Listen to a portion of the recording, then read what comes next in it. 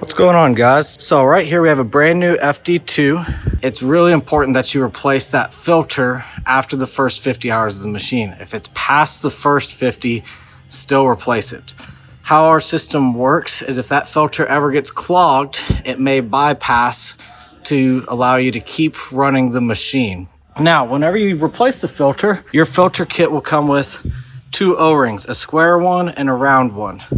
Make sure you don't use both O-rings. You want to only use the O-ring that is on your filter. So older style machines may use this round O-ring. The new style FD2s use the square O-ring, but it will come with both O-rings when you order this kit.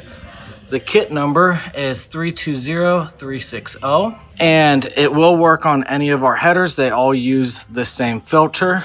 Make sure to use a MacDon filter, as the internals are a little bit different than a case filter or any other brand of filter. Thank you guys for watching. Have a great day.